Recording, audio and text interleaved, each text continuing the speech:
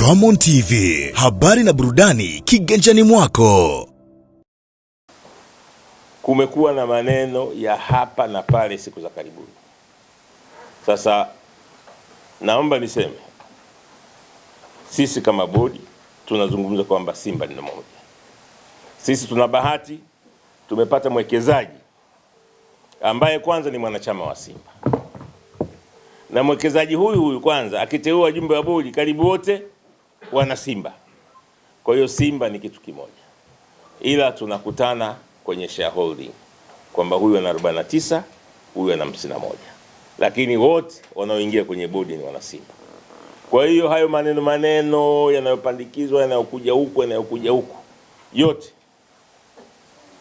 tutayaua, tutayamaliza na Simba itabaki moja. Kwa hiyo nawasihi wana Simba, sisi tuko kitu kimoja. Mimi na makamu wangu tuko kitu kimoja. Kwa hiyo Simba yote itakuwa ni moja.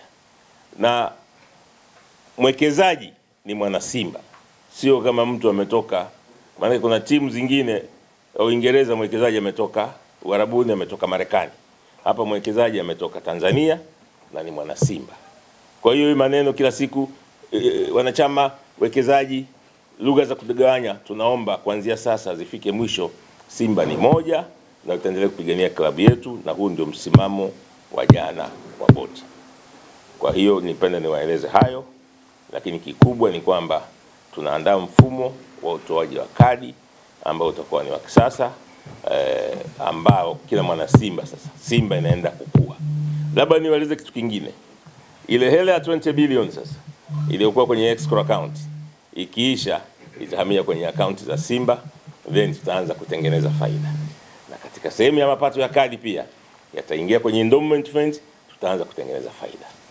Sisi ni klabu ambayo tutakuwa na pesa nyingi kuliko klabu zote. Kwa hiyo hili ni swala la muda, tunaenda kutengeneza timu ya kisasa ambayo iko na uwazi, yenye good governance. Yenye good governance.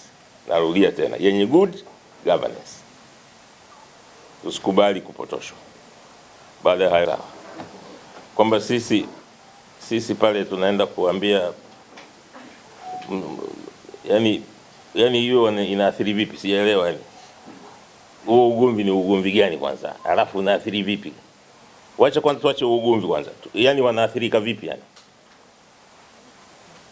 Sio kama umenielewa. Yani wanaathirika vipi wachezaji? Kwa sababu mishahara wanalipwa tena kwa wakati. Hakuna klabu inalipa mshahara kwa wakati. Hakuna, hawadai hata bonus. Hawadai chochote. Hakuna mtu anadai chochote Simba. Chochote. Tena huyu mshahara wa Christmas unalipa lini? Au leo okay? Tayari ushalipwa. Disemba ushalipwa. Wanadai. Tumewaathiri vipi? Tuache huko mgongano kwanza. Maana sio kama mgongano, umeona wapi mgongano? Tuje kwenye wao wanaathirika vipi? Maana kuna kauli zinawaambia. Kauli za wapi? Wacheze chini ya kiwango. Kauli za wapi? Nasema kwamba uongozi wa juu, kwa maana ya nini, kuna baadhi ya viongozi wanawaambia wachezaji kwamba chezeni chini ya kiwango ili utulivu ukosekane kwenye bodi. Kwamba kiongozi anaambia mcheze chini ya kiwango. Sio kweli. Sio kweli. Kiufundi sisi tumepata shida ni kwa sababu kocha tulianza naye msimu, akasajili timu, akatrain mwezi mzima, pre-season, akaondoka bila kutarajia. Ikabidi tutafute kocha ambaye ataingia immediately. Naye hakukizi vigezo vyetu.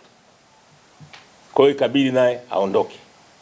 Kwa sababu ya NDA. Unajua NDA ni nini? Non-disclosure. Mnaachana lakini hamtaki kusema kwa sababu ya protection. Lakini tuliona kwamba bora tuachane.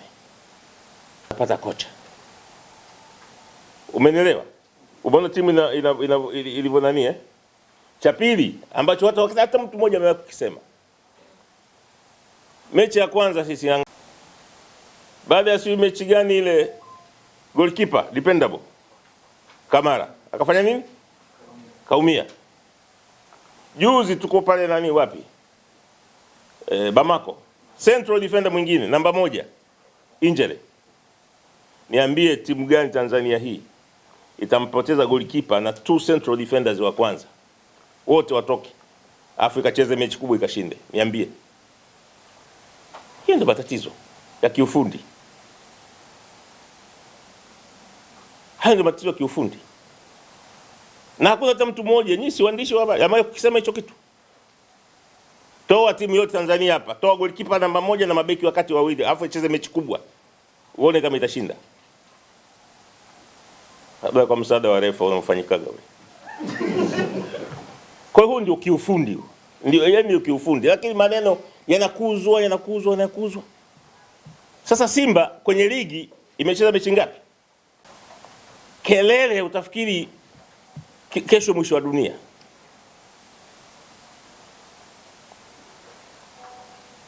Simba International mpeza mechi hizi bado 4.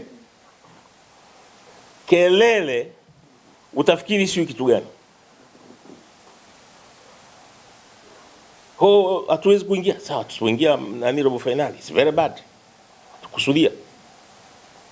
Mwaka jana siku timu ya kuingia robo. Si mwaka jana timu ya kuingia robo. Kelele zilikuwepo. Mlikuwa mnapiga kelele. Hata ile makundi yenyewe hajaisha. Pe. Makundi yenyewe hajaisha. Mwaka jana sina mwambieni, mwaka jana kwa timu ya kuingia robo mlipiga kelele. Tuongee mpira. Wana Simba msitoe kwenye reli. Tu support timu yetu. Kuna hivi sponsor nani vinaandika tunavijua, lakini wana Simba mtu anaunda tu.